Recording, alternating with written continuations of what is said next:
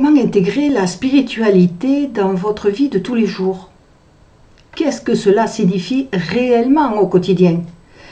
Alors, vous commencez à avoir un peu l'habitude, je vais partager avec vous ma propre expérience. Bonjour, je m'appelle Catherine, je suis médium et psycho-énergéticienne et j'accompagne les personnes qui le souhaitent à l'aide d'une approche un peu particulière qui tient compte de mon travail d'âme. C'est-à-dire que je travaille aussi avec l'âme de la personne et le monde invisible. Pour cela, je redonne les messages qui me sont donnés et je montre aux personnes comment elles peuvent l'intégrer dans leur quotidien. Je vous remercie de vous abonner si vous le souhaitez. Alors, pour commencer, quand je parle de spiritualité, je parle très clairement de contact avec le monde invisible. Pourtant, il m'a fallu des années pour intégrer cette notion. Au début, je trouvais cela surprenant, intéressant et puis déroutant. Personnellement, je suis d'un naturel confiant, mais j'ai toujours un regard un peu critique sur les choses, sur les événements. Cela tient à mon éducation et puis surtout à ma formation de soignante.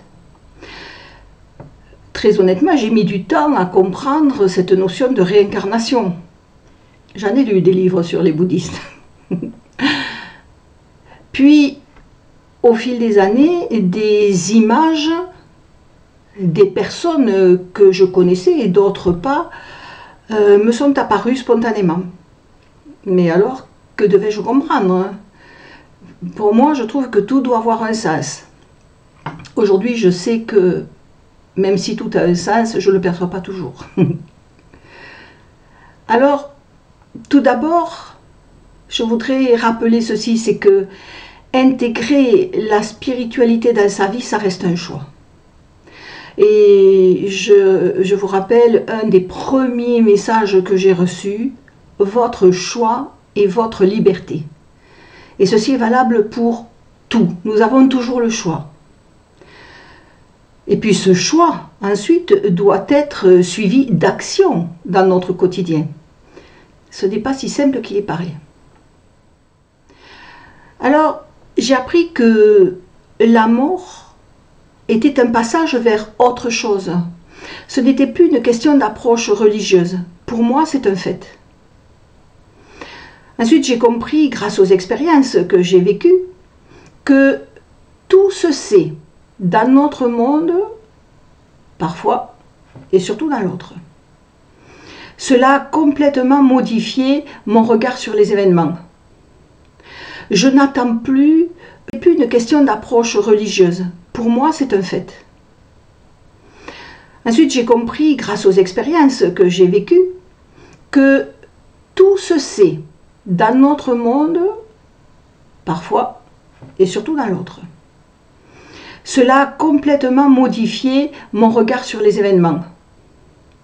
Je ne suis plus dans l'attente de « il va le payer, elle va le payer » ou « qu'est-ce qui va se passer ?» Non, je ne suis plus du tout dans cette attente.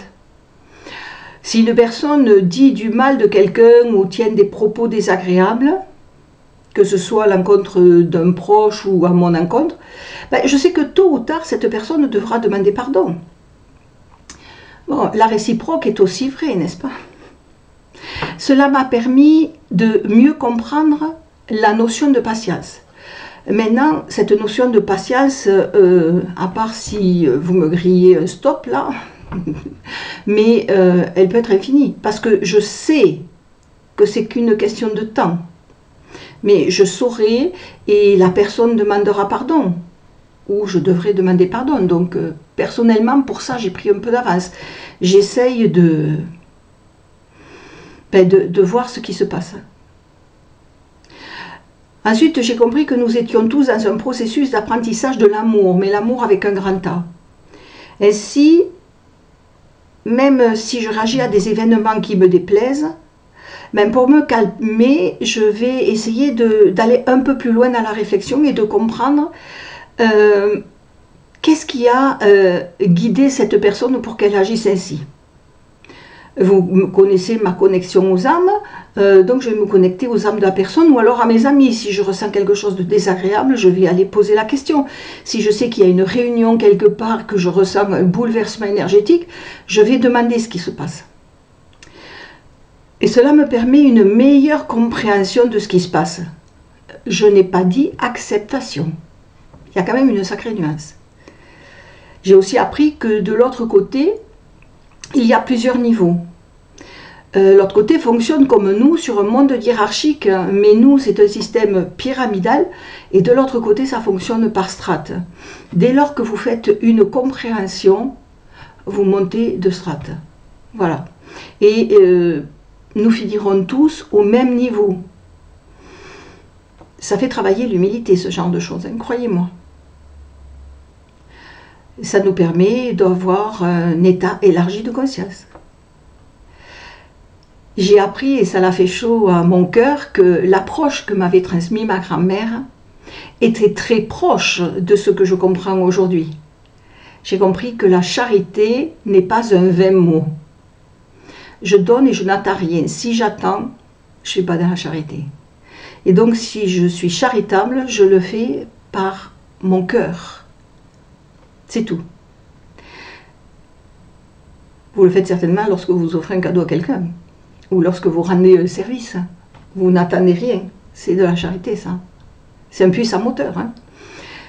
Après, j'ai compris que les apparences ne montrent pas la profondeur de l'être. J'ai coutume de dire en ce moment que les choses sont rarement ce qu'elles paraissent. Vous avez les apparences instagrammables et qui ne reflètent en rien la réalité, hein, ou très peu. Seuls les actes et ce qui motive les actes, notre cœur, montrent la capacité de chacun à évoluer. Je comprends aussi de mieux en mieux le péché d'orgueil qui nous éloigne de la parole.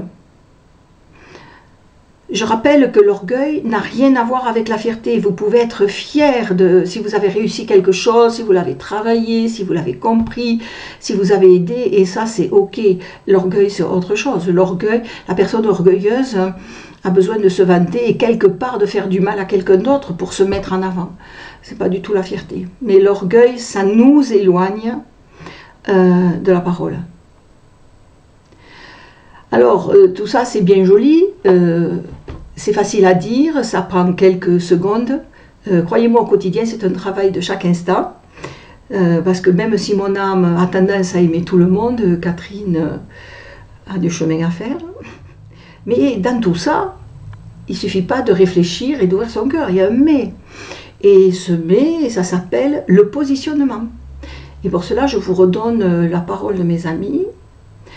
Le positionnement est nécessaire à l'amour, car la connaissance permet la libération, l'ignorance, non. Si vous ne vous positionnez pas, si vous ne dites pas aux personnes en face ce qui vous dérange, ce qui vous agace, ce qui vous intrigue, ce qui vous questionne, comment voulez-vous que celles en face le comprennent, le réagissent? Vous pouvez avoir des réactions en mode de bouchon de champagne, vous savez, ça explose, mais ça c'est parce que vous n'avez pas transmis les choses au fur et à mesure. Peut-être avez-vous bien fait finalement, parce que si vous l'avez fait, c'était peut-être et certainement pour ne pas blesser l'autre. Mais si vous l'aviez dit tout de suite, elle aurait peut-être été surprise, probablement pas blessée, et ça vous aurait évité des surprises. Alors, si l'exemple, c'est que si je suis victime, quand je dis je, chacun de nous, si je suis victime de calomnie, est-ce que je dois me positionner ou est-ce que je dois prendre du recul, mettre un peu de distance? Et dans ce cas-là, est-ce que le recul pourrait s'apparenter à de la lâcheté? Je suis sûre que cette question, nous nous la posons tous les jours. Alors, je vous laisse répondre. Et pour chaque situation, la réponse sera différente. À bientôt.